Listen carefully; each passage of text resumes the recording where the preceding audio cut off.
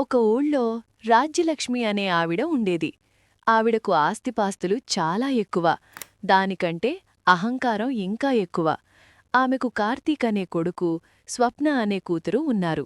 కార్తీక్ చాలా మంచివాడు కావడంతో తులసి అనే ఓ పేద ఇంటి అమ్మాయిని ఇష్టపడి పెళ్లి చేసుకున్నాడు. కాని రాజ్యలక్ష్మికి తన కోడలు తులసి అంటే అస్సలు పడేది కాదు.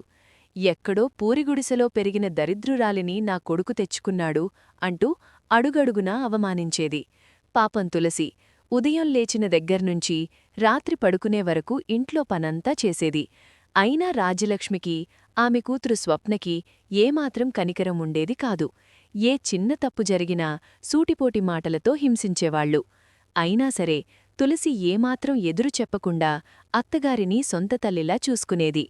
ఒకరోజు ఇంట్లో ఎవరూ లేని సమయం చూసి స్వప్న తన తల్లి గదిలోకి వెళ్లి అక్కడున్న ఖరీదైన డైమండ్ నెక్లెస్ని దొంగిలించి తన బ్యాగ్లో దాచుకుంది.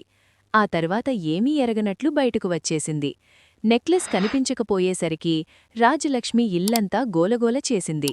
వెంటనే స్వప్న అందుకని, అమ్మా, ఇందాక తులసి నీ గదిలో అటూ ఇటూ తిరగడం నేను చూశాను. కటిక పేదరికం నుంచి వచ్చింది గదా, ఆ నెక్లెస్ చూడగాని దీని బుద్ధి గడ్డి తిని ఉంటుంది అంటూ తులసి మీద నిందవేసింది.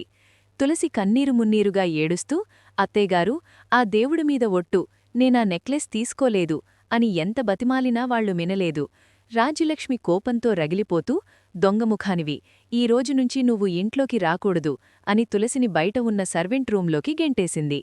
ఆ రాత్రి తులసి దేవుడి ముందు కూర్చొని వెక్కివెక్కి ఏడ్చింది. తన భర్త కార్తీక్ ఊళ్ళో లేకపోవడంతో ఆమె కన్నీళ్లు తుడిచేవారే కరువయ్యారు. ఆ రోజు అర్ధరాత్రి ఉరుములు మెరుపులతో పెద్ద వర్షం.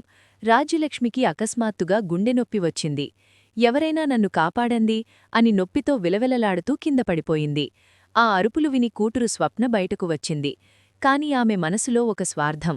తల్లికి ఏమైనా అయితే ఈ ఆస్తులన్నీ నాకే వస్తాయి కదా అన్న దురాశతో కన్నతల్లిని అక్కడే వదిలేసి తన గదిలోకి వెళ్లి తలుపు వేసుకుంది. కాని బయట వర్షంలో తడుస్తూ ఉన్న తులసికి అత్తగారి అరుపులు వినిపించాయి. వెంటనే తలుపులు బాదుకుంటూ లోపలికి వచ్చి అత్త పరిస్థితి చూసి షాక్ అయ్యింది.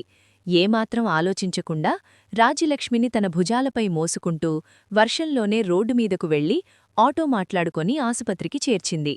వెంటనే హార్ట్ సర్జరీ చెయ్యాలి, కౌంటర్లో 2 లక్షలు కట్టండి అని డాక్టర్ చెప్పేసరికి తులసికి ఏం చెయ్యాలో పాలుపోలేదు.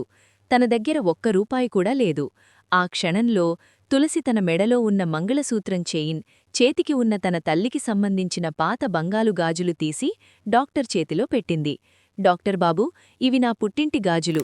దయచేసి ఇవి కుదవ పెట్టి ఆపరేషన్ మొదలుపెట్టండి. నా అత్తయ్యను ఎలాగైనా బతికించండి అని వేడుకుంది. మరుసటి రోజు ఉదయం రాజ్యలక్ష్మికి స్పృహ వచ్చింది. పక్కనే కొడుకు కార్తీక్, కోడలు తులసి, కూతురు స్వప్న ఉన్నారు.